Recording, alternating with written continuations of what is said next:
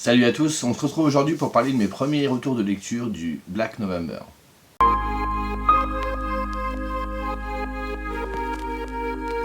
Donc aujourd'hui on va parler de mes premiers retours du Black November et on va parler notamment des 3 premières catégories, il y en a 5 en tout. Donc on commence tout de suite. Donc la première catégorie, si vous vous en souvenez pas, si vous n'avez pas vu la palle ou que vous venez d'arriver, peu importe. Pour la première semaine, qui se situait du 1er au 7 novembre, il fallait lire un auteur mort. Donc moi j'avais choisi tout d'abord Conan Doyle avec le chien des Baskerville. Donc du coup une aventure de Sherlock Holmes. C'est sûr que si vous lisez un auteur mort, moi j'avais plutôt visé sur tout ce qui est classique. Du coup dans les classiques, Sherlock Holmes c'est un peu la base, hein. Conan Doyle et Agatha Christie c'est les premiers noms qui nous viennent à l'esprit. Du coup j'ai choisi ce titre non seulement parce que ce livre est dans ma palle depuis très longtemps, et en plus je me dis le chien des Baskerville, si on pense Sherlock Holmes ça reste un des titres les plus connus. Donc moi j'ai déjà lu Sherlock Holmes, mais alors il y a très longtemps, je m'en souviens plus, j'aurais pu vous dire quel titre ou quoi. J'ai dû lire ça dans ma jeunesse ou dans mon adolescence, je ne m'en souviens plus. Du coup j'ai redécouvert un peu le personnage de Sherlock Holmes avec cette histoire. Et pour vous résumer du coup l'histoire, il y a le comte de Baskerville qui meurt, on retrouve son corps devant la maison. Et c'est rattaché à aussi une légende qui dit que les Baskerville sont maudits et qu'il y a un chien, donc le fameux chien des Baskerville, qui se promène sur les landes et qu'il annonce une malédiction et que c'est lui qui tuerait les Baskerville, qui sont maudits. Alors je ne sais plus exactement pourquoi ils sont maudits, je ne m'en souviens plus. Je ne sais même pas s'il y a une explication d'ailleurs. Enfin bref. Donc ça se passe dans les landes anglaises et ce qu'il y a d'original dans ce récit, donc je ne sais pas s'ils se déroulent tous de la même façon, parce que moi Sherlock Holmes je ne suis pas fan particulièrement... même si je sais qu'il y a beaucoup de fans à travers le monde, c'est que la plupart du récit va se situer qu'avec Watson, on ne verra pas Sherlock Holmes. Et moi ce que je ne savais plus, c'est que en fait tous les récits de Sherlock Holmes sont narrés du point de vue de Watson. Il y a également, alors on sait que Sherlock Holmes est très connu, je vous dis ça pour que vous compreniez après, c'est qu'il y a eu énormément de séries, il y en a une sur la BBC avec Benedict Cumberbatch, je crois c'est ça son nom l'acteur. Et également aux États-Unis où ils avaient ressorti la série Elementary où Watson était devenu une femme. Et dans mon entourage, j'ai quelqu'un qui aime beaucoup Sherlock Holmes, du moins les séries télé. Et moi j'étais un petit peu désarçonné au début quand j'en ai parlé avec elle, parce qu'il y a un trait du caractère de Sherlock Holmes qui m'a beaucoup gêné. Et elle m'a dit c'est normal, c'est le personnage qui est comme ça, elle fait si tu auras la série, il sera pareil. Donc je vous dis ça parce que moi Sherlock Holmes, j'ai pas pu le voir en peinture. Il est d'une prétention, il m'a très vite gavé en fait. Donc vous allez dire, Laurent, c'est ce personnage Sherlock Holmes, ouais, moi je m'y intéresse pas du tout, donc j'étais pas vraiment au courant de quoi de caisse. Et qu'est-ce qui m'a gonflé? Je trouve qu'il était prétentieux, il est aussi condescendant avec Watson. Je vous ai relevé d'ailleurs un passage, pour une fois vous avez vu, j'ai fait mon travail, où il lui dit un truc qui m'a vraiment gêné. Et tout au début du livre, il y a quelqu'un qui a oublié sa canne.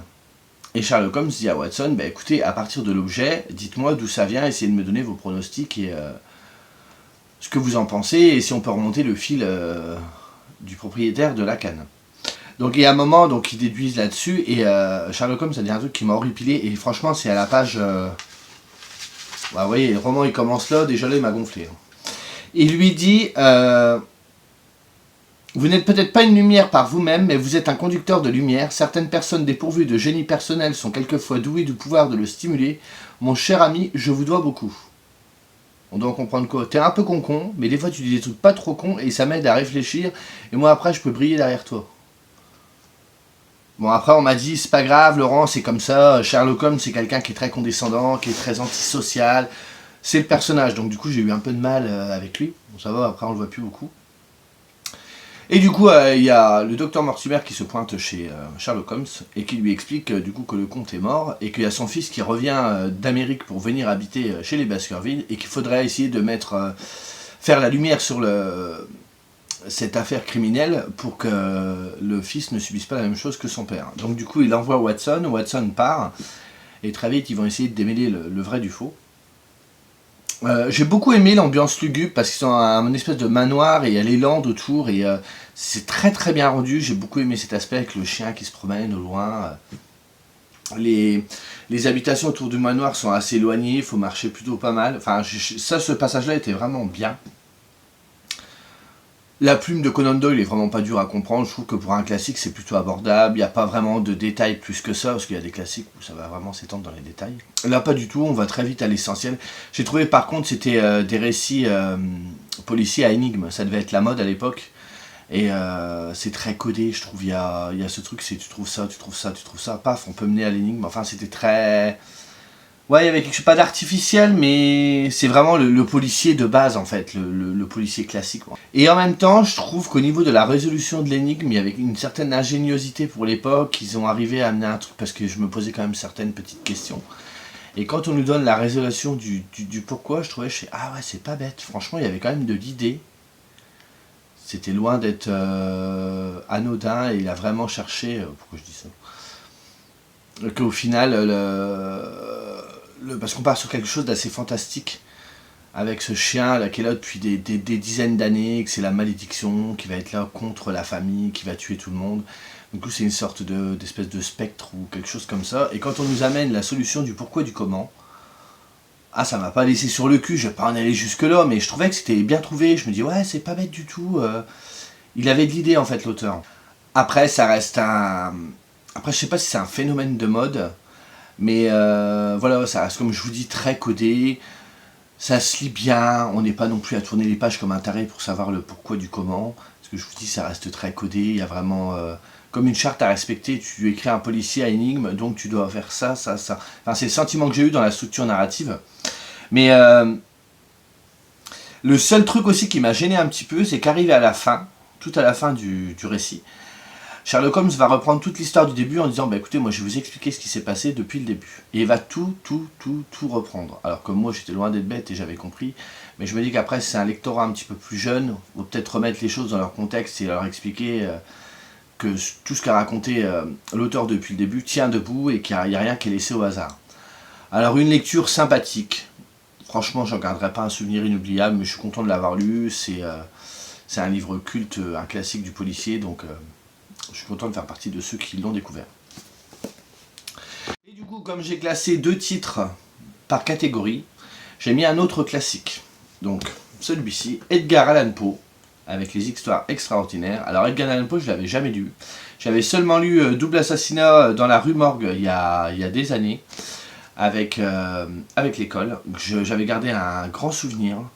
On va être un peu sur le même style que Sherlock Holmes. Donc ici, c'est toute une série d'histoires, avec encore des enquêtes à énigmes. On va rester dans ce truc-là, avec cet esprit de déduction. Par exemple, dans Double Assassinat dans la rue Morgue, on retrouve 2 femmes mortes et on ne sait pas comment elles ont pu mourir parce que toutes les portes étaient fermées, personne n'a rien vu. J'ai bien aimé aussi, quand les policiers interrogent les témoins, ils ont chacun plus ou moins un truc différent.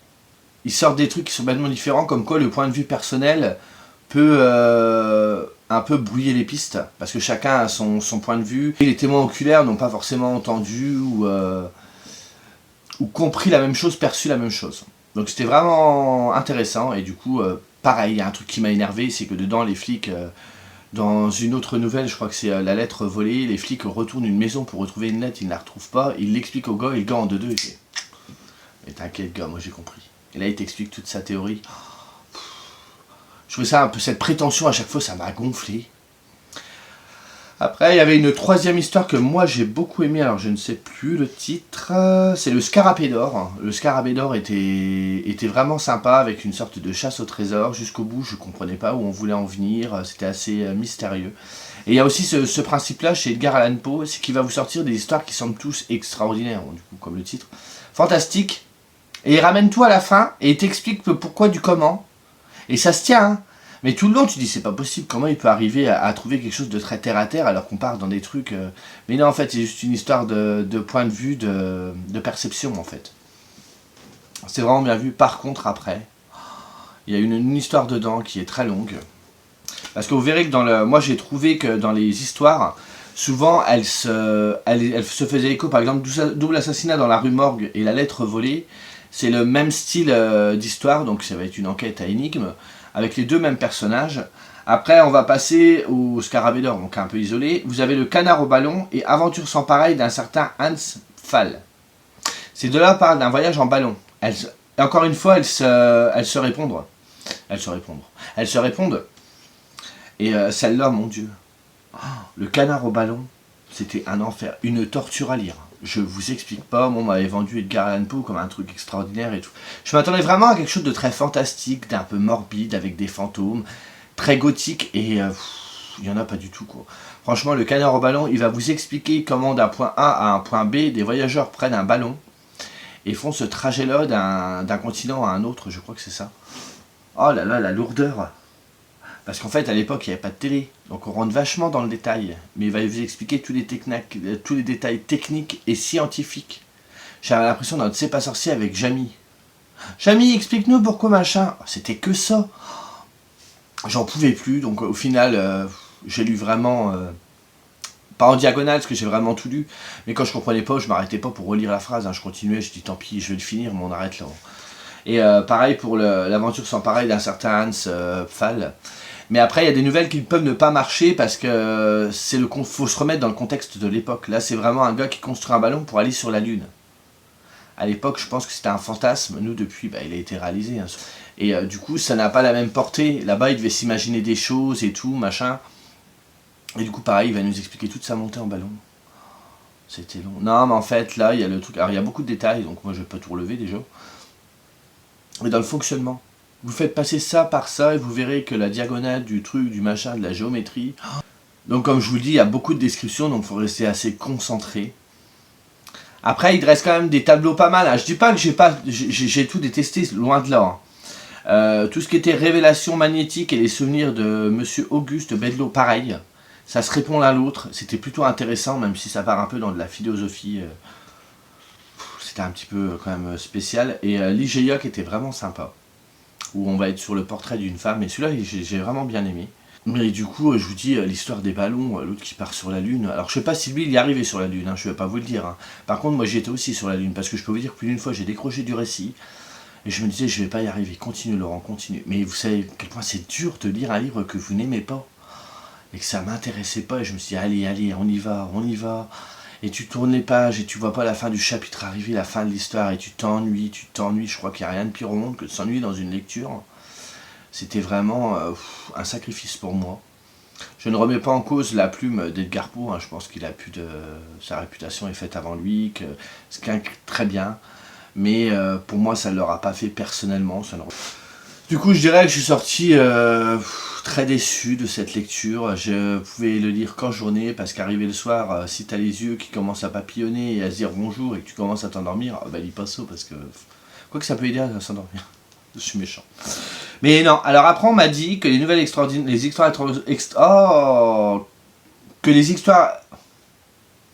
Que les histoires extraordinaires, c'était pas le mieux, qu'il fallait lire les nouvelles histoires... On m'a dit que les histoires extraordinaires n'étaient pas le mieux, qu'il fallait lire le deuxième recueil, donc c'est les nouvelles histoires extraordinaires.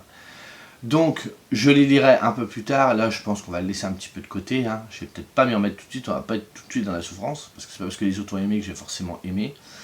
Mais le pire, c'est que je les ai achetés dans plein de versions. La version des Maîtres du Fantastique, vous savez, qui sort en presse. Et je l'ai également, donc du coup, je pense que j'en ai déjà lu la plupart, mais je garderai le livre. Et j'ai également les nouvelles éditions de Gallmeister. Mais par contre, ça m'intéresse parce qu'elles ont été remises au goût du jour. Ils ont retravaillé le texte, c'est une abonnée qui m'avait dit ça, pour que ce soit plus accessible aux gens d'aujourd'hui. Parce que, honnêtement, moi je plains si des collégiens doivent lire ça. Hein. Ça va être chaud de ouf. Hein. Mais bon, je l'ai lu. Je ne révise pas mon jugement. J'ai pas aimé. Hein. Écoutez, il y en a qui aiment bien les classiques. Moi, de toute façon, de base, j'aime pas ça. Donc, j'aime pas ça. J'ai du mal à chaque fois, donc ça ne m'a choqué qu'à moitié. Mais là, c'est vrai que j'avais beaucoup d'espoir parce que il a inspiré énormément de monde et tout. Ça reste une référence, mais bon. Mais du coup, c'est cool parce qu'avec cette catégorie-là, j'ai quand même lu 2 classiques, donc je n'ai pas tout perdu. Pour la deuxième catégorie qui se déroulait du 8 au 14 novembre, il fallait lire un thriller dont le titre contient un chiffre, un jour de la semaine, un mois, une date. Donc j'avais choisi également 2 livres. Donc je vais vous parler d'abord de Steve Berry avec Le Troisième Secret. Sa révélation menace les fondements de l'église. Donc moi Steve Berry, j'avais jamais lu, je connaissais pas, il paraît qu'il est connu, enfin moi je connaissais pas personnellement. Donc ici, alors attendez, il faut que je me rappelle les noms. Je sais pas si vous vous souvenez, je vous en avais déjà parlé de l'histoire avec l'apparition de Fatima au Portugal, avec un garçon et 2 petites filles qui ont vu la Vierge plusieurs fois et qui leur a fait 3 révélations. Les 2 premières ont été relatées au Vatican et ont été publiées dans les années 40, et la 3e n'a jamais été révélé avant les années 2000. Là, dans le livre, ça a été révélé, parce qu'on est un petit peu plus loin, on est en 2005, donc au Vatican. Donc le pape envoie son bras droit missionnaire en Roumanie pour retrouver l'homme qui a traduit les révélations de la Vierge, parce qu'en fait c'était au Portugal, donc c'est en portugais, il fallait quelqu'un pour traduire. Parce qu'il a des suspicions, le pape il se dit que la traduction, il y a quelque chose de bizarre. À côté de ça, donc tout va s'ancrer sur le Vatican. Et à côté de ça, vous allez avoir, il y a un esclandre qui se fait, donc il y a toute des équipes de télévision qui sont pointées vers le Vatican et tout ça. Il y a un des hommes d'église qui a fait un peu le buzz, parce qu'en fait, il a fini par avoir une liaison avec une femme. Et il est pour la liberté, changer les fondements de l'église, ce qui veut dire, c'est faut qu'on arrête que les curés n'aient pas le droit de se marier et tout. Lui, il a eu le plaisir de la chair, il ne regrette rien. Il se montre en plein jour avec cette femme-là qui est une journaliste, et il fait un esclandre pas possible. Donc cet homme-là doit passer dans une sorte de tribunal de jugement par rapport à tout cet ordre religieux, hein. Il y a des choses à faire et à ne pas faire. Et il va se retrouver face au fameux Valandréa qui lui est corps et âme pour l'église, et il comprend pas le comportement de cet homme, et lui il dit il faut le juger, il faut le virer de l'église, ce qu'il a fait c'est pas bien, il faut le condamner. Et l'autre reste assez léger, il dit non, il fait l'église, avant on n'avait pas le droit de se marier, tout ça, il faut évoluer à ce niveau-là, il ne faut pas rester dans ce truc-là. Donc il y a tout ce contexte-là également. On va découvrir très vite que le pape s'entend pas avec le fameux Valandréa, qui a des trucs bizarres, des suspicions, des trahisons. Quand au début le fameux missionnaire est en train de fouiller dans les archives à propos des révélations, il sent qu'il y a quelqu'un qui le regarde et qui l'observe. Il sait pas qui, il sait pas pourquoi. Et que le fait que derrière ce troisième secret qui est vachement mystérieux se cache quelque chose de plus gros et qu'on ne veut pas qu'on sache. C'est ce qu'il devine très vite. Après, concernant le troisième secret, moi personnellement, et ça n'engage que moi, quand j'ai su le troisième secret, je sais pas, j'ai l'impression que même si le titre du livre c'est le troisième secret, moi j'ai trouvé que c'était beaucoup plus intéressant de découvrir comment ça se passe, comment c'est hiérarchisé au niveau du Vatican avec le pape et tout ça. On apprend vachement de trucs sur les grades, il y a cardinal, il y a tous ces trucs là, je m'en rappelle plus. Donc on nous explique tous les grades, ce qu'il y a, missionnaire, on explique qu'il suit le pape depuis très longtemps, comment le pape a été élu, pourquoi il a pris ce nom-là, parce qu'il a son nom personnel, et il y a le nom d'après, donc vous avez Jean-Paul, vous avez Pierre, vous avez Benoît, et en fait derrière chaque nom s'explique un truc, c'est une répercussion. Et en fait celui qui va s'appeler Benoît, il a choisi Benoît parce que le pape d'avant avait certains trucs qui étaient dans ses convictions à lui, donc il va prendre le même nom. Vous voyez ce que je veux dire? Donc on va nous expliquer tout ça, c'était quand même intéressant, on se rend compte que le Vatican a un pouvoir assez immense, que c'est assez riche également, qu'ils ont une grande richesse, et qu'ils doivent faire attention à plein de trucs. Mais moi ce qui m'a vraiment choqué, qui m'a vraiment surpris, c'est que dans ma tête, bêtement, j'y ai jamais vraiment réfléchi plus que ça, c'est que moi je voyais des hommes d'église, c'est des gens que je vais respecter, qui font vœu de chasteté, de silence, qui vont avoir un protocole à suivre tous les jours et qui donnent leur vie pour cette foi en une croyance. Et que là, en fait, ils sont pas si sains que ça, en fait, les mecs. Après, je sais pas si c'est le côté thriller qui est ressorti, mais franchement, ils se mettent bien des bâtons dans les roues. Hein. C'est pas la rigolade tous les jours. Hein. Et la dernière chose que j'ai beaucoup aimé, c'est que du coup, une fois que le roman est terminé, donc vous savez, moi, le troisième secret, c'est pas ce qui m'a chamboulé de ouf. Après, il faut dire que je l'ai lu dans la journée, mais tant mieux, parce que je sais pas si j'aurais pu le tenir plusieurs jours. Et ce qui est vraiment sympa, c'est qu'à la fin, je crois que c'est... Ouais, il y a une note de l'auteur, et il va nous expliquer pourquoi il a écrit ce livre-là, ce qui est vrai, ce qui est pas vrai. Enfin, il s'est inspiré de beaucoup de trucs vrais. En fait, il a pas vraiment... il a un peu étoffé derrière, il a un peu brodé, mais la base du livre est basée sur des trucs concrets. Et ça, j'ai bien aimé que l'auteur revienne à la fin et qu'il nous remette dans le contexte initial et le contexte véridique. Et qu'on comprenne le pourquoi du comment. Donc un thriller ésotérique plutôt sympa. Pour moi, pas transcendant, pas extraordinaire. J'ai déjà oublié beaucoup de l'histoire, je ne regarderai pas un souvenir impérissable. Mais encore une fois, ça m'a permis de sortir un vieux livre de ma part qui était depuis très longtemps. Et je l'ai lu pratiquement à la journée, donc c'était férié ce jour-là. Je me suis mis dedans. Si je l'ai fini, c'est que je me suis pas tant ennuyé que ça. Et d'apprendre certains trucs sur l'église, j'ai vraiment bien aimé. Et le deuxième livre de cette catégorie, comment vous dire que je vais vous montrer le livre qui pour moi est mon coup de cœur de l'année. Enfin, je dirais coup de cœur, je dirais coup de poing dans la tête. J'ai eu le cœur retourné, les boyaux complètement comprimés. Enfin, ce livre m'a pris à la gorge. J'ai absolument pas pu le lâcher, je l'ai lu très vite. Émotionnellement, c'était très dur et très fort. Je parle bien sûr de La deuxième femme de Louise May aux éditions Pocket. Un livre dont j'entends parler depuis extrêmement longtemps. Et dont j'en attendais énormément parce qu'il avait été conseillé par plusieurs personnes sur Booktube que je suis, dont Dorian et Séverine. Et je me dis, est-ce que ça va le faire? Est-ce que ça va le faire si j'aime pas et si j'aime pas? Et au final, c'était... j'ai pas de mots, c'était tellement...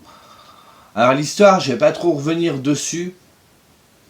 Comme je vous avais dit dans le résumé, on nous dit qu'on suit Sandrine, qui est quelqu'un qui ne s'aime pas, elle aime pas son corps, elle aime pas son visage. Et elle a plus envie de tout, c'est de vivre une histoire d'amour et de rencontrer un homme. Jusqu'au jour où elle va rencontrer un homme endeuillé suite à la disparition de sa femme, il a un enfant, et elle va habiter avec lui. Et du coup, elle va commencer à vivre avec cet homme-là, avec cet enfant-là, elle va prendre plus ou moins la place de la femme qui était là avant. Jusqu'au jour où aux infos, ils apprennent que la première femme, elle n'est pas morte. Ils l'ont retrouvée. Et pour Sandrine, tout son univers va commencer à basculer. Donc le récit est assez énigmatique. Donc moi j'y suis parti sans trop savoir le pourquoi du comment de ce qui allait se passer. Et en fait ce livre, il va vraiment parler de l'emprise. C'est-à-dire, alors ça va être très compliqué pour moi d'en parler, mais en fait c'est ça. On va vraiment dès le début, le système de narration va être assez... compliqué à appréhender, c'est vraiment pas évident. Moi, quand j'ai lu les premières pages, je comprenais pas tout. Enfin, je comprenais pas tout. Le style qu'a pris l'auteur pour écrire ce livre est assez spécial. Au premier abord, c'est vrai que c'est pas, on rentre pas dans le récit en 2 secondes. Donc j'ai lu les premières pages, après j'ai compris ce qu'elle voulait faire. En fait, ce que veut provoquer Louise May, c'est que quand on lit ce livre, on se met dans la peau de Sandrine, mais littéralement. C'est-à-dire que vous ouvrez le livre, vous enfilez le costume de Sandrine, et vous êtes parti pour vivre sa vie, ou comme si vous enfiliez, vous savez, un casque virtuel. Et vous allez vivre ce que voit le personnage. C'est exactement ça. Alors moi, ça a pris de ouf. Ça a marché du tonnerre. Et l'autrice s'est servie de ça pour vous montrer vraiment au plus près possible ce que vit une femme sous l'emprise d'un homme violent. Elle veut vraiment que vous mettiez à la place, vous plongiez dans sa vie, dans cet univers, dans sa psychologie. Et elle l'a réussi, mais d'une main de maître. Même si les premières pages sont un peu dures à appréhender, qu'il faut vraiment se mettre dans le mood du style de l'auteur, une fois que vous êtes dedans, vous ne le lâcherez plus. Moi, ce livre-là, ça a été, comme je vous dis, vraiment une claque dans la gueule, mais c'est un truc... Moi, j'étais tellement dedans, c'est ce genre de livre, où ça arrive malheureusement pas souvent, pour moi, où vous savez, vous oubliez que vous lisez. Moi, j'oubliais que j'avais le livre dans les mains, j'oubliais où j'étais, ce que je faisais. Je ne voyais qu'à travers les yeux de Sandrine, au point où dans le récit, parce que je ne vais pas vraiment vous parler de l'histoire, je vous laisserai la découvrir par vous-même, il y a des moments où l'homme va avoir des excès de colère, où il va changer d'humeur en 2 secondes. Sandrine en face ne va pas comprendre pourquoi, mais c'est le but, sur l'emprise et tout. Et en fait, je sais qu'il y a des passages où l'homme se met en colère, il parle normalement, il dit rien, et Sandrine va dire une phrase ou un truc qui ne lui peut pas à lui, parce que vous savez, c'est lui qui commande. Et il attrape, par exemple, à un moment dans le livre, une assiette et il la balance contre le mur, et Sandrine, elle prend peur. Et le truc, c'est que moi, en lisant le livre, j'ai sursauté limite en même temps qu'elle. Je me dis, ouais, il se passe quoi? Mais en fait, j'oubliais tout, j'étais vraiment, je vous dis, j'arrivais, j'enfilais le costume de Sandrine, et je dis, c'est parti. Et à chaque fois que je quittais ma lecture, parce que j'ai dû l'ouvrir 2 ou 3 fois, ce livre-là, il me fallait 5 bonnes minutes pour revenir à moi, pour rentrer, vous savez, un peu comme un sas de décompression, il fallait que je... Mais en même temps, j'avais très vite envie d'y retourner parce que j'avais tellement mal au cœur, je voulais pas laisser Sandrine toute seule. Donc ce roman traite du sujet de l'emprise, donc des violences conjugales également, mais c'est ce qu'arrive à faire aussi l'autrice avec son lecteur. Elle est vraiment sous l'emprise du lecteur. Enfin, moi, ça a été marché totalement, du feu de Dieu. J'étais sous son emprise et elle a fait de moi ce qu'elle voulait. Et ce livre va répondre à une question que j'ai déjà entendue dans mon quotidien et qui me gavait déjà énormément avant, mais alors maintenant, je crois que je vais monter dans les tours aussitôt. C'est quand on me disait, ouais, mais cette femme-là, elle se fait frapper, bah elle a qu'à partir. Ah, faut être abruti, quoi. Elle a qu'à partir. Oui, c'est sûr que la femme va rester chez elle avec un mari violent et elle va attendre qu'il lui tape dessus jusqu'à temps qu'il la tue. Et elle est restée, elle avait qu'à partir. Bah oui, c'est vrai qu'elle est restée pour se faire tuer, c'est vrai que ça paraît logique. Déjà que ça me gavait avant, j'ai déjà entendu plusieurs fois, même au boulot, je m'embrouillais avec les gens, ils comprennent pas, mais essayez pas de comprendre la personne. Et là, en fait, c'est ce que va essayer de répondre Louise May. Elle va dire, voilà, il se passe ça, et vous allez suivre tout le parcours de Sandrine dans ce truc-là. C'est très bien retranscrit. Et à côté de ça, elle va aussi mettre en avant certaines choses que subissent les femmes au quotidien, mais elle va l'insérer dans le récit. Parce que vous verrez, il y a vraiment toute une histoire autour. Et l'histoire est très bien tournée, mais c'est dur, ça fait peur. Moi, quand Sandrine, elle tremblait, je tremblais. Quand Sandrine, elle pleurait, j'avais presque envie de pleurer. Et franchement, j'étais vraiment traître. Mais pas ému, vous êtes dans le sens à pleurer. Vous êtes tellement ému que c'est tellement intériorisé. C'est tellement à l'intérieur de vous. C'est un mélange, il y a un combo entre la colère, la tristesse, l'envie. Vous êtes comment incapable de pouvoir l'aider. Vous n'avez envie que de ça, mais vous ne pouvez pas. Et c'est normal, quand vous lirez le récit, vous comprendrez, c'est qu'une femme qui est sous emprise, c'est elle-même qui doit faire le premier pas.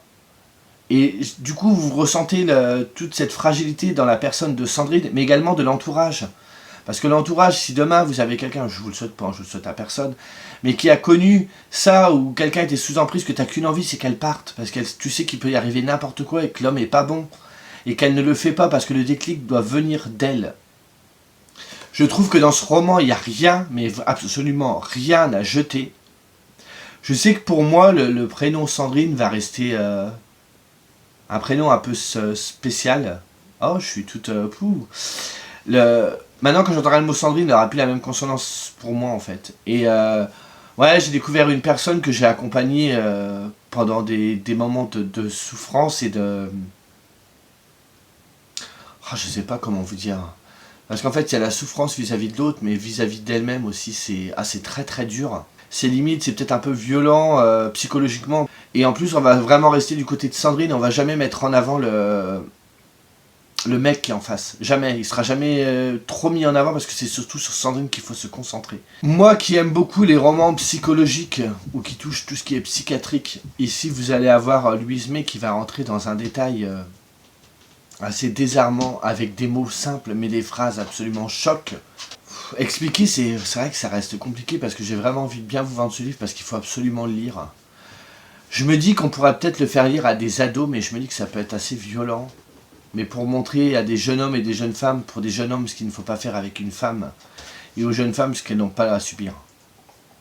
Mais ça reste assez violent, je ne sais pas si c'est une bonne idée ou pas, je sais pas, Mais lisez ce livre ce livre, c'est un peu la voix de toutes ces femmes qui ont subi, qui ont péri également, parce qu'il y en a qui sont...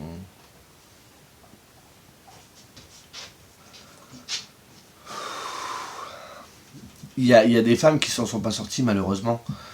Donc ce livre-là, c'est un peu un appel au secours, et un peu la mémoire aussi de toutes ces femmes qui sont plus là aujourd'hui pour parler de ce qu'elles ont subi, ou qui n'ont pas réussi... Enfin, c'est dur de vous en parler. Hein, il y a aussi, à travers tout ce travail psychologique sur le personnage, elle va toujours dire la première femme, elle va jamais la nommer par son prénom. Vous verrez, il y a des moments où vous n'allez pas forcément comprendre le mode de pensée de Sandrine, mais vous le comprendrez après coup. C'est un livre qu'il faut lire. J'ai même envie de vous dire, c'est un livre qu'il faut vivre, parce que c'est vraiment ce que j'ai ressenti, moi, c'est un livre que j'ai vécu, en fait. C'est pas un livre que j'ai lu. J'ai vraiment été Sandrine pendant 250 pages, non, 350 pages. Lisez-le, même si c'est dur, même si ça va vous retourner, c'est normal, puisqu'il ne faut pas que ça laisse indifférent. Et pour faire comprendre certaines choses au monde, faut secouer les gens. C'est pas en y allant tout doucement, tout gentiment que ça changera quelque chose. Mais je crois que de tous les livres que j'ai lus cette année, même l'année d'avant je pense, il va passer en haut du podium. Louise May, j'en ai encore un dans ma palle. Je vais attendre un petit peu avant de le lire, parce que même si celui-là, je crois qu'il est un peu différent des autres dans sa bibliographie, j'ai quand même attendre un petit peu, parce que Louise May a quand même à cœur de vouloir défendre toutes ces femmes qui subissent des violences conjugales ou des injustices au quotidien. Un livre très dur, mais ô combien essentiel. Lisez-le, lisez-le. Je peux vous dire ce que je veux, lisez-le. Je ne pourrais pas arriver avec mes mots à réussir à venir à la hauteur de cette histoire. Mais c'est un livre qui devrait être vu plus que ça, plus de personnes devraient le lire. C'est bouleversant, Louise May a un talent incomparable pour parler de cette histoire. Je vais m'arrêter là, mais lisez lisez La deuxième femme. Ou comme dirait Dorian, lisez Louise May, merde. Mais allez-y. Si je peux vous donner un conseil, ou cette année, bon, je sais que je vous ai déjà conseillé plein de livres et tout, mais s'il y en a un que je devrais retenir, c'est celui-ci. Lisez-le. C'est très important. Bon allez, on va se remettre de nos émotions, on va passer à la suite parce que j'ai eu un petit moment de flottement. Hein. Pour la troisième catégorie, c'est du 15 au 21 novembre, il fallait lire un thriller judiciaire ou un thriller tiré d'un fait réel. Je ne pourrais pas vous présenter toutes mes lectures aujourd'hui parce qu'à la base j'en avais deux, donc j'avais un titre de roman et une série de manga. Et au final j'ai rajouté un titre. Le manga je ne l'ai pas encore fini, donc je reviendrai dessus après. Mais je vais vous parler du coup des deux livres que j'ai lus. J'ai d'abord découvert de nouveaux titres de Victoria Charlton en collaboration avec Alexandre Soublière et Tombe les têtes. Donc c'est le premier tome d'une série, je pense, qui va arriver, les enquêtes de Mackenzie. Donc ici, moi j'ai pris la consigne fait réel, parce qu'en fait, le personnage de Mackenzie va être fortement inspiré de Victoria Charlton. C'est une fille qui tient un podcast où elle parle de true crime, qui est assez renseignée sur le sujet de tout ce qui est tueur en série. Et quand le livre débute, il y a un Robert Sinclair Peters qui est un tueur en série, qui a été arrêté, qui attend dans la chambre, dans le couloir de la mort. Et qui va se faire condamner, donc il va subir une injection létale. Et on lui demande une dernière fois, on a découvert les cadavres, mais on n'a jamais retrouvé les têtes. Où elles sont? Et le mec ne va jamais répondre, il va seulement dire une phrase qui est « La réponse se repose enterrée derrière les yeux fatigués du raton laveur ». Et c'est tout ce qu'il va laisser. À côté de ça, du coup, on va découvrir Mackenzie et sa copine Assia. Mackenzie, donc elle travaille avec Assia. Mackenzie, elle va être celle qui va parler au micro, qui va faire le podcast, qui va chercher les idées. Et Assia, derrière, va faire un peu monter tous ses passages vocaux, faire plus ou moins des trailers. Elle va être là vraiment pour seconder Mackenzie. Et Mackenzie, quand elle voit ça, elle a fait une première saison qui a cartonné de ouf avec son podcast. Parce qu'elle a vraiment aidé à résoudre une enquête criminelle. La deuxième saison, elle s'est promis la même chose et au final, elle n'a pas réussi à avoir le fin mot de l'histoire. Donc du coup, son audience, elle s'est mise un peu à chuter. Et elle a des factures impayées, tout ça. Donc elle se dit, là, il faut que je me relance avec une troisième saison. Et il faut que je cartonne. Donc elle se promet de retrouver les têtes qu'on ne retrouve pas. Donc elle va se baser sur la fameuse énigme. Et on va la voir partir du coup dans la ville originaire du tueur et tout ça. Il va se passer vraiment plein de choses. J'ai trouvé ça sympathique. Sans plus. Enfin ouais, je vais pas tourner autour du pot pendant 3 heures. Hein. Donc du coup ici on va assister à une sorte de chasse au trésor un peu morbide. Donc ils vont aller d'indice en indice pour essayer de retrouver ces fameuses têtes. Le personnage de Mackenzie est absolument tête à claque. Elle m'a gonflé mais plus d'une fois. Alors je me demande par contre, parce que je ne suis pas atteint de ce trouble là et je n'ai pas de personne dans mon entourage qui est atteint de ce trouble. Mais on nous explique clairement que Mackenzie est bipolaire, comme Victoria Charlton. Et je ne sais pas exactement les effets qu'ont la bipolarité sur une personne. Donc est-ce que ce côté agaçant vient du fait qu'elle était bipolaire? Je ne sais pas, parce que dedans on apprend au début qu'elle prend plus ses cachets, qui vont réguler ses humeurs et tout ça. Et du coup je ne sais pas si c'est les effets de ce manque de médicaments, je ne sais pas. Donc, mais c'est vrai qu'elle était assez gonflante, elle est excitée, elle est énervée. Calme-toi, c'est bon, tu vas te détendre. Donc c'était un petit peu compliqué. J'ai trouvé que l'ambiance était très faible. Il n'y avait pas vraiment d'ambiance. Et moi, c'est quelque chose auquel je tiens beaucoup dans les romans. Parce que des personnages forts, c'est une chose. Une bonne enquête, c'est une chose. Mais l'ambiance aussi. Moi, je trouve que quand il y a une bonne ambiance qui va être très glauque, et là, je trouve que... Enfin, ouais, c'était pas... L'écriture, elle est pas ouf non plus. Ça se lit bien, ça se lit vite, mais c'est pas... Enfin... Je suis content de l'avoir lu, hein. Je suis content, voilà, j'ai soutenu Victoria Charlton, j'aime beaucoup ce qu'elle fait. Autant elle est true crime, c'est pas pareil, elle les a écrits, mais elle se base sur des histoires vraies, donc elle ne fait que relater les faits. Mais là, ici, elle a vraiment voulu inventer une histoire, mais... Ouais, j'en retiendrai pas grand-chose. Même au moment où je vous parle, alors je peux changer d'avis par la suite, au moment où je vous parle, je ne sais même pas si je lirai le deuxième tome des enquêtes de Mackenzie. Après, je pense qu'on ne sait pas encore s'il y aura une suite, on attend les ventes, les résultats des ventes pour qu'ils se lancent dans un autre truc, mais... Ouais, c'est pas... Après, également, dans le livre, vous avez les récits, donc tout ce que fait Mackenzie. Et entre deux chapitres, vous allez avoir, vous savez, des espèces de rapports où on va nous relater tout ce qui s'est passé avec les victimes quand elles ont rencontré le tueur et tout ça. Et du coup, en fait, c'est fait sous la forme... c'est Mackenzie qui parle et qui vous raconte, comme elle le dit dans son podcast, je pense, c'est des extraits de podcast, où elle va nous expliquer Pourquoi ça, pourquoi si, parce qu'on va comprendre les motivations du tueur aussi, pourquoi il est tué elle. Mais je sais pas, je trouvais qu'il y avait... Ouais, c'était survolé, alors peut-être que la suite sera mieux, j'en sais rien. Il y avait un manque de profondeur, on restait beaucoup en surface. J'ai pas été de ouf là-dessus, quoi. Mais bon. Et du coup, le dernier livre de cette catégorie, le dernier, il y aura le manga, je vous en parlerai la prochaine fois, de cette catégorie, et là encore une fois, un livre très dur. Vous savez que là, cette catégorie-là, elle m'aura coûté, parce que il y a la semaine dernière, j'ai lu, il y a qu'un... La semaine dernière? Oui, la semaine dernière, j'ai lu La deuxième femme. C'était pas évident, hein, comme vous avez vu à mon état, c'était dur. Ensuite, j'ai lu ce livre-ci, Jack Ketchum, une fille comme les autres. C'était compliqué. Et là, le manga que je suis en train de lire, c'est dans la même thématique que celui-ci. Et je peux vous dire que la semaine prochaine, j'ai hâte de lire des trucs un peu plus soft. Parce que, honnêtement, c'est dur. Donc ici, dans cette histoire, on va suivre le petit David. David, il est adulte et il nous raconte ce qui s'est passé dans sa jeunesse. Donc c'était dans les années 50. Il va rencontrer une jeune fille qui s'appelle Meg, qu'il trouve vraiment sympa, qu'il trouve plutôt jolie. David, il a le petit béguin pour elle. Ils ont quelques années d'écart, elle est un peu plus vieille, hein, Meg. Et Meg, elle vit chez Ruth, qui est la voisine de David, avec ses 3 fils, avec Meg et avec Suzanne, sa petite sœur. Et en fait, Meg et Suzanne ont subi un accident avec leurs parents, et les parents sont décédés. Donc du coup, Meg et sa petite sœur Suzanne sont recueillies par Ruth. Donc du coup, une amitié va naître entre David et cette fille-là, mais très vite, David, il va trouver que Meg, elle est bizarre dans ses propos. Dans son comportement, il n'arrive pas à mettre de nom dessus, mais il trouve qu'il y a quelque chose de bizarre. Même avec Ruth, quand ils sont dans la maison, parce que David, en fait, il a juste à traverser, il sort de sa maison, il traverse le jardin, il arrive chez elle.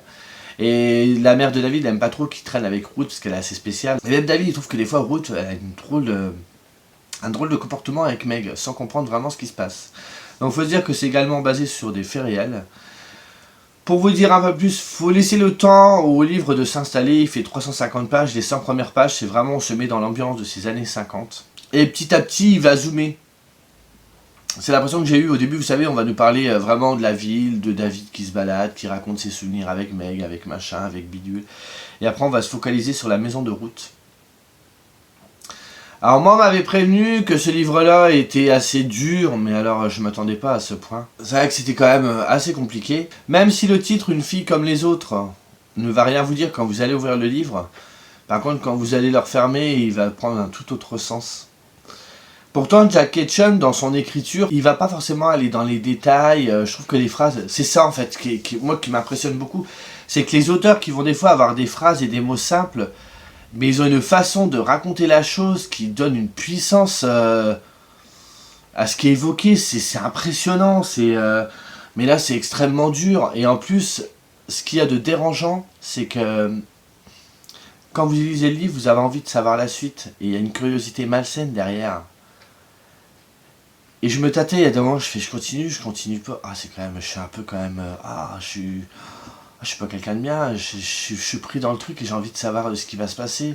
Mais en plus, c'est que vous vous dites à chaque fois, c'est atroce. Et le pire, c'est que vous allez continuer l'histoire et c'est de pire en pire. Et je vous promets que jusqu'au bout, c'est de pire en pire. Moi, je m'attendais pas à ça. Je me dis, au bout d'un moment, on peut pas faire pire. Mais si, c'est fait.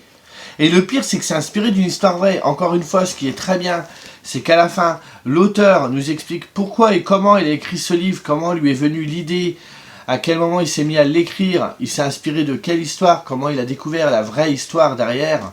Et au final, je me suis rendu compte à la fin de ce que l'auteur expliquait que j'en avais déjà entendu parler. Au début, vous avez aussi un petit retour sur Stephen King, ce qu'il pense de l'auteur et tout ça, c'était vraiment sympa aussi. Et honnêtement, je vous l'ai déjà dit, mais je le répète, quand j'ai acheté ce livre-là, je m'attendais... une fille comme les autres, moi j'étais parti sur une fille avec des pouvoirs, j'ai pas vraiment fait gaffe à la couverture. Écoutez, c'est immonde. Après, voilà.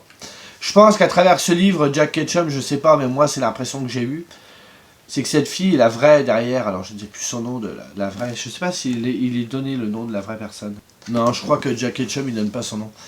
Mais voilà, il y a le travail de mémoire aussi sur cette fille avec tout ce qu'elle a subi et qu'il faut pas oublier ce qu'elle a subi, qu'il faut pas qu'elle l'ait subi pour rien. Parce qu'elle a subi, elle n'a rien demandé, parce que franchement, vous verrez qu'elle n'a absolument rien demandé. Il ne faut pas que sa mort, elle reste invisible. Elle a subi, et que vis-à-vis de respect pour elle, il faut bien montrer que c'est devenu un peu le visage d'une souffrance et qu'il faut se souvenir d'elle et de et de tout ce qu'elle représente derrière, tout ce que ces femmes subissent au quotidien, parce que là, bon, on est sur un sujet en particulier, mais il y en a d'autres. Vous savez qu'au quotidien, les femmes subissent vraiment plein de choses qui sont vraiment débiles et qui m'énervent. Enfin bref. Mais un livre très très dur, et en plus là c'est vraiment une enfant, il y a une sexualisation qui est faite sur la gamine qui a rien demandé, quoi, mais c'est... Il n'y a pas que Ruth que vous allez détester, vous allez détester tellement de trucs. Mais comme je vous disais tout à l'heure, vous avez ce côté, cette curiosité malsaine quand vous lisez le livre. Mais David l'a subi. Parce qu'il va vouloir aider Meg à des moments, mais il a aussi cette curiosité de vouloir regarder. Alors je sais pas si c'est vraiment dans la nature humaine, c'est atroce. Se retrouver pris dans un engrenage aussi.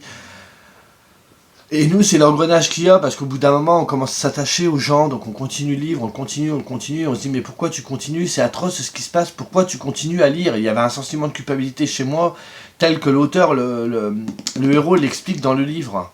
Donc ça aussi, c'est super bien rendu. Mais une lecture, encore une fois, très très dure, ce Black November, cette catégorie, j'aurais dérouillé sévère quand même. Mais voilà, un titre qu'il faut avoir lu. Moi je sais que voilà, au Black November, tous les ans, il y a le mot November, mais il y a le mot Black surtout, et que je découvre toujours des romans noirs, durs, mais j'en fais au moins un ou deux dans l'année, mais c'est les seuls. Après moi j'arrête parce que moi mon petit cœur il peut pas suivre. Trigger warning, le livre est un trigger warning, hein. Tout le bouquin, c'est super dur. Si vous êtes assez sensible même, c'est pas la peine, n'y allez pas parce que vous allez pas y arriver. Après j'essaierai quand même Jack Ketchum dans autre chose. Pas forcément dans une histoire vraie, mais je trouve que c'est un auteur dont on parle pas assez, hein. C'est ce que disait King, hein. Même aux États-Unis, c'est pas un auteur qui est réputé plus, pas réputé, mais qui a une célébrité plus que ça. Si vous aimez les romans noirs et vous avez l'habitude d'en lire, hein. Si vous êtes quelqu'un de très sensible, moi je vous le déconseille. Dans le sens où vous faites ce que vous voulez, hein, attention, mais c'est super chaud. Voilà, vous faites comme vous voulez. Sur ce, moi je vous dis à bientôt et je reviens très vite avec la suite et la fin de mes lectures du Black November. Allez, à plus tard, salut!